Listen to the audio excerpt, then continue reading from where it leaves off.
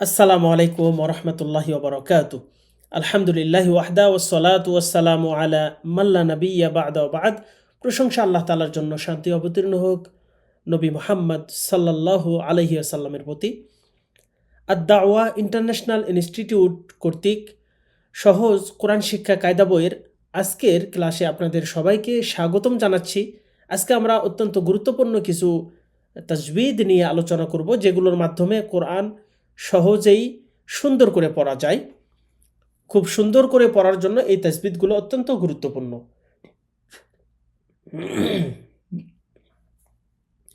চলুন তাহলে আমরা শুরু করে দিই আজকের ক্লাস। আউযু বিল্লাহি মিনাশ শাইতানির রাজিম। বিসমিল্লাহির রহমানির রহিম। রব্বি জিদনি ইলমা, রব্বি জিদনি ইলমা, রব্বি ইশরাহ লি সাদরি ওয়া ইয়াসসির লি আমরি ওয়াহলুল উকদাতাম মিন লিসানি ইয়াফকাহু কওলি। 11 নম্বর শাদিদা। শাদিদা মানে হচ্ছে শক্ত করা। হামজা হরফের উপর যেখানেই সুকুন বা জজম থাকবে সেখানে শক্ত করে পড়তে হবে। হামজার উপরে সাকিন থাকলে শক্ত করে পড়তে হয়, শাদিদা তাকে কয়। শাদিদা কাকে বলা হয়? হামজার উপরে সাকিন থাকলে শক্ত করে পড়তে হয়, শাদিদা তাকে কয়। এভাবে আমরা এগুলো মুখস্থ করতে পারি। পড়ার নিয়মটা হচ্ছে এরকম: মা, মু, বা, বি, সা, জি, তু, মিনু, ইউ, মিনু, ইউ, মিনু। এভাবে শক্ত করে পড়াগুলা, আওয়াজটা একেবারে শক্তভাবে বন্ধ করে ফেলতে হবে। যেমন দেখুন, মা, আপনি যদি স্বাভাবিকভাবে বলেন মা, তাহলে মিম জবর মা হয়ে যাবে, হামজা হরফটা বাদ হয়ে যাবে। এজন্য এটা শক্ত করে ধাক্কা দিয়ে পড়তে হবে, মা, এরকম পড়তে হবে। 12 নম্বর তাজবিদ আল্লাহ শব্দ পড়ার নিয়ম। আল্লাহ শব্দ পড়ার 2টি নিয়ম রয়েছে। এখানে চমৎকারভাবে লেখা আছে ছন্দ। আল্লাহ শব্দ পড়ার 2 নিয়ম: মোটা আর পাতলা, জবর পেশে মোটা, জেরে করে পাতলা। অর্থাৎ আল্লাহ শব্দের ডান পাশে জবর অথবা পেশ থাকলে আল্লাহ শব্দের লামটা মোটা হবে, ল উচ্চারণ হবে। আল্লাহ শব্দর ডানে যখন জের থাকবে, শুধুমাত্র জের থাকলে লামটাকে পাতলা করে পড়তে হবে, লয় আকার দিয়ে পড়তে হবে। যেমন দেখুন, সর্বপ্রথম যে শব্দ আল্লাহু, আল্লাহ, এখানে ল কেন হবে? এই লামটা মোটা করে পড়তে হবে। এর কারণ হচ্ছে যে আল্লাহ শব্দের ডান পাশে এখানে জবর আছে, এই জন্য এটা আমরা পড়বো আল্লাহু। আল্লাহ, আল্লাহ পড়া যাবে না, এটা আল্লাহু, আল্লাহু আকবার, এরকম। রসুল্লাহ, এখানে ল কেন হচ্ছে? আল্লাহ শব্দের ডান পাশে পেশ আছে, এজন্য এই লামটাকে মানে আকার বাদ দিয়ে ল পড়তে হবে, লা পড়া যাবে না। রসুল্লাহ, আল্লাহুম্মা, এখানেও আল্লাহ শব্দ ডান পাশে জবর আছে, এই জন্য এটা ল উচ্চারণ হবে। বিসমিল্লাহ, এখানে দেখুন আল্লাহ শব্দ এর ডান পাশে জের আছে, এই জন্য এই লামটাকে পাতলা করে পড়তে হবে, লামের সাথে বাংলাতে আকার দিয়ে পড়তে হবে, বিসমিল্লাহ। আলহামদুলিল্লাহ। এভাবে আমরা আল্লাহ শব্দ মানে সহজেই শুদ্ধ করে পড়তে পারবো। অনেকেই ভুল করে পড়েন, আমরা আর ভুল করে পড়বো না, খুব ইজি এই বিষয়টি আমরা একটু মনে রাখবো ইনশাআল্লাহ। 13 নম্বর ইকলাব। আমরা ইকলাব সম্পর্কে এখন জানব। ইকলাব মানে হচ্ছে, ইকলাব অর্থ বদল করা, পরিবর্তন করা, চেঞ্জ করা। অর্থাৎ একটা জিনিসকে দিয়ে আর একটা চেঞ্জ করা, এটাকে বলা হয় ইকলাব। এটা আরবিতে ইকলাব বলা হয়। তো এখানে লেখা আছে ইকলাব অর্থ বদল করা। ইকলাবের এক হরফ, তার নাম বা, তার নাম বা। নুন সাকিনের বামে যদি বা হরফ পাওয়া যায়, নুনকে মিম ধরে গুন্না করে পড়তে হয়। অর্থাৎ নুন সাকিন, দেখুন এখানে নুন, এটা সাকিন। নুন সাকিনের বামে যখন বা থাকবে, তখন এই নুনটাকে বাদ দিয়ে নুনটাকে মিম ধরতে হবে। এই কথাটাই এখানে লেখা আছে। নুন সাকিনের বামে যদি বা হরফ পাওয়া যায়, নুনকে মিম ধরে গুন্না করে পড়তে হয়। নুন সাকিনের বামে যেখানেই বা থাকবে, নুন হরফটাকে আমরা মিম ধরে পড়ব। কিভাবে দেখুন, এখানে নুন সাকিন এর বামে বা আছে, এটা পড়তে হবে আম বা। এখানে লেখা আছে আন, কিন্তু পড়তে হবে আম। নুন সাকিন এবং বা এই দুটা একসাথে থাকার কারণে এই নুনটাকে মিম পড়তে হবে। এখানে দেখুন নুন সাকিনের বামে বা আছে, এখানে এই নুনটাকে মিম পড়তে হবে।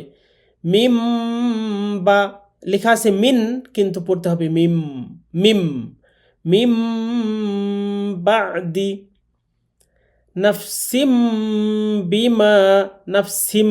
এখানে এই যে নুন সাকিন দুইটা জবর জের পেশ যেখানেই থাকবে তার ভিতরে একটা নুন সাকিন রূপ পরিবর্তন করে থাকে, এজন্য এর ভিতরে যে নুনটা আছে এই নুনটাই মিম হয়ে যাবে নুন সাকিনের বামে বা থাকার কারণে।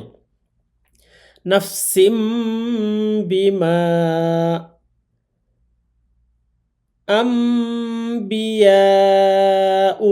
দেখুন এখানেও নুন সাকিনের বামে বা আছে, এখানে আমরা ছোট মিমটা দেইনি যাতে আপনারা মানে বুঝতে পারছেন কিনা একটু পরীক্ষা করার জন্য। এখানে পড়তে হবে আম্বিয়াউ আম্বিহুম। 14 নম্বর ইজহার। ইজহার অত্যন্ত গুরুত্বপূর্ণ এবং খুবই সহজ এই নিয়মটি। ইজহার মানে হচ্ছে স্পষ্ট করা। ইজহার অর্থ স্পষ্ট করা। ইজহারের 6 হরফ, এই 6টি হরফ নুন সাকিনের বামে যেখানেই থাকবে, নুন সাকিন অথবা তানবিন বলতে পারি।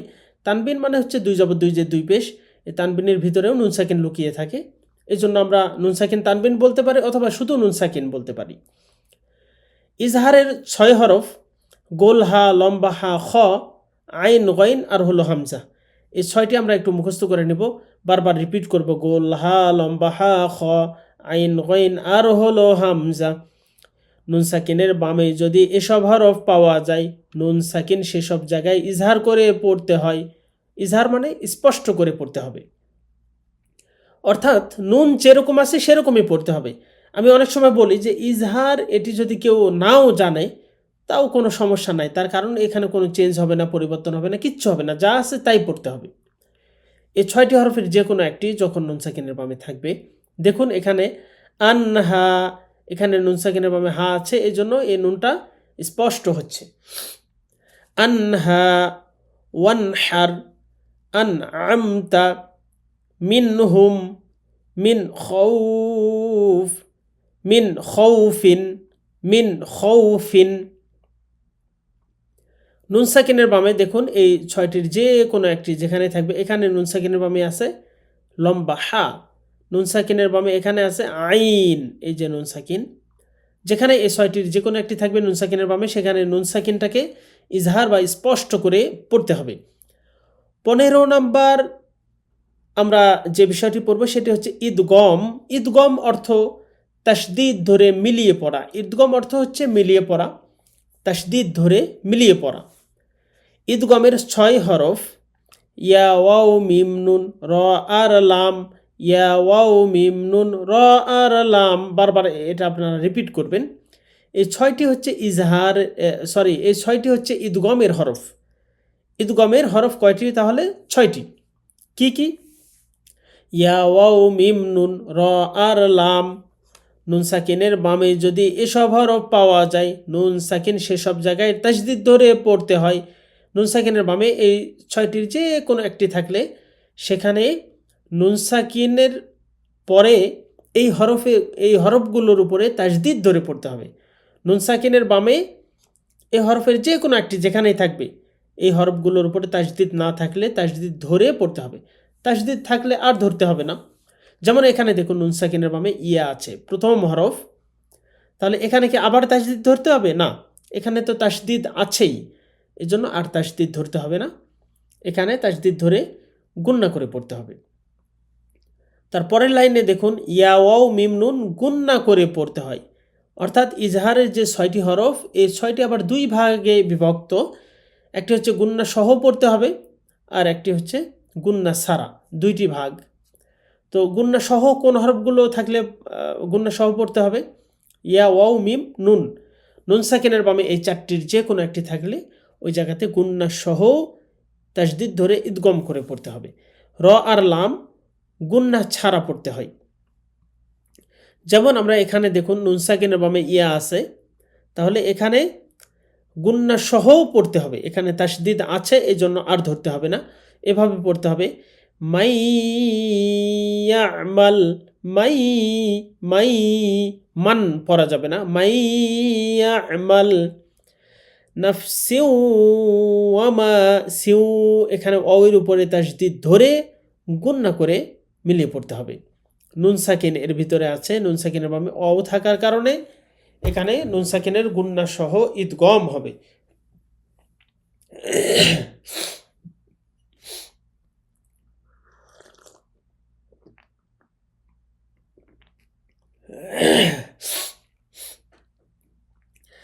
নাফসিউ ওয়ামা রসুলুম মিন, রসুলুম নুন সাকিনের বামে মিম থাকার কারণে এখানে গুন্না সহ ইদগম করতে হবে। রসুলুম মিন, ইয়াকুল্লাহু নুন সাকিনের বামে লাম আছে, এই জন্য এখানে গুন্না ছাড়া ইদগম করতে হবে, গুন্না ছাড়া পড়তে হবে। র আর লাম থাকলে গুন্না ছাড়া পড়তে হয়। এখানে বিশেষ দ্রষ্টব্য দিয়ে একটি কথা আছে, একটি আলে একটি ফোঁটা এই নুন সাকিনে ইদগম হয় না, অর্থাৎ ইদগম হওয়ার জন্য নুন সাকিনটা এরকম থাকতে হবে, এই যে চাঁদের মতো একটি উপরে ফোঁটা, অথবা দুই জবর দুই, যে দুই পেশের ভিতরে যে নুন সাকিন থাকে, এই নুন সাকিনের বামে ইদগমের হরফ থাকলে ইদগম হবে। অন্যথায় যদি নুন সাকিনটা থাকে এরকম একটি আলের উপরে একটি ফোঁটা, এই নুন সাকিনের বামে ইদগমের হরফ থাকলে ইদগম হবে না। তাহলে আমরা এগুলো এভাবে পড়ব, দুনিয়া, এখানে কিন্তু দুইয়া হবে না, দুনিয়া, বুনিয়া, কিনওয়ানুন, সিনওয়ানুন। আশা করা যায় আজকের ক্লাস আপনারা উপভোগ করেছেন, আপনাদের ভালো লেগেছে। আগামী ক্লাসগুলো দেখার আমন্ত্রণ জানিয়ে আজকের ক্লাস আমরা এখানে শেষ করতে যাচ্ছি। সুবহানাকাল্লাহুম্মা ওয়া বিহামদিকা আশহাদু আল্লা ইলাহা